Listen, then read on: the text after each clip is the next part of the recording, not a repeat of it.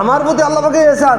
এই জন্য হাজার হাজার টাকা, লক্ষ লক্ষ টাকা দান করার পরেও যদি মনের ভিতরে আইসা যায় আমি দান করি, আমি দেই, হায় হায়, এই কথা যদি আইসা যায় তাহলে সব নষ্ট হয়ে যাবে। আল্লাহ আমাদের হেফাজত করেন, আল্লাহ আমাদের তৌফিক দান করেন। এই কথা এরকম বলাই ঠিক না যে আমি লাখ লাখ টাকা জাকাত দেই। হ্যাঁ ভাই, তুমি বুঝা বুঝা কোথায় প্রয়োজন, কাকে দিলে উপকার হবে, তুমি বুঝা বুঝা তুমি কি করো, দান করার ফিল করো, জাকাত দেওয়ার ফিল করো।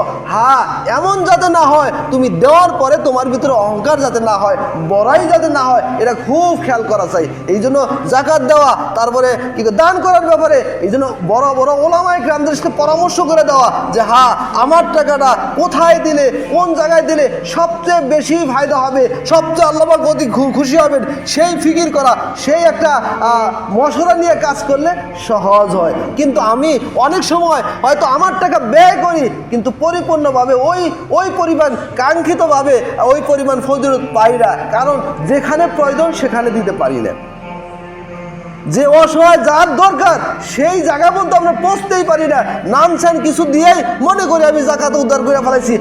এখন কিছু মানুষ এমন করে যে কিছু টাকা জাকাত কি কয়, কাপড় দেয়, এটা দেয়, ওটা দেয়, হ্যান দেয়, অনেক কিছু দিয়ে দেওয়ার চেষ্টা করে। না না না, এটা দরকার না। তাকে টাকাটা সসম্মানে দিয়ে দাও যে জানে সে একটা কিছু করে খাইতে পারে। আবার এখন কিছু এমন হয় যে সবাই এই 10 টাকা, 20 টাকা, 50 টাকা করে দেওয়া শুরু করে দেয়। এই 50 টাকা, 100 টাকা কি পাবে সে?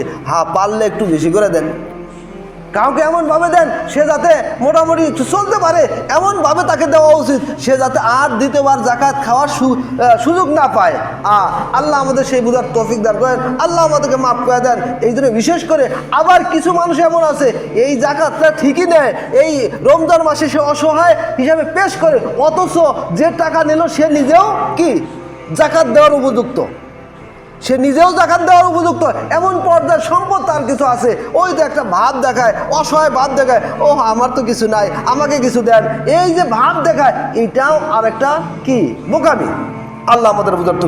আরে ভাই, তুমি খাওয়ান দাওয়ানোর পরে মোটামুটি 52.5 তোলা পরিমাণ রূপার সমান পরিমাণ যদি তোমার কাছে টাকা থাকে, তুমি তো জাকাত খাইতে পারো, জাকাত দিতে হবে, তোমার জাকাত দিতে হবে। আল্লাহ আমাদের বুঝার তো। এই 52.5 তোলা রূপা কত রূপ? বর্তমানে রূপার দাম কত?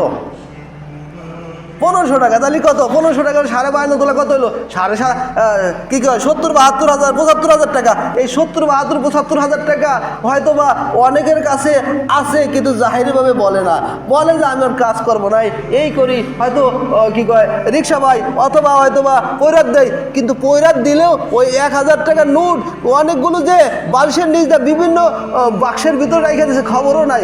ভাব দেখায়, বাচ্চাদেরকেও বোঝায় আরে টাকা পয়সা নাই, কি বাজার টাজার ঠিক মতো করতে যায় না।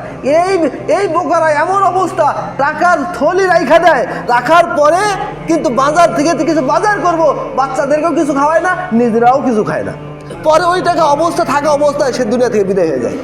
কেমন বোকার বোকা, নিজে কামাই করলো, নিজে ভোগ করতে পারলো না, এরকম তবিয়তের মানুষ আছে না? আছে কিনা? আল্লাহ আমাদের বুঝার তো।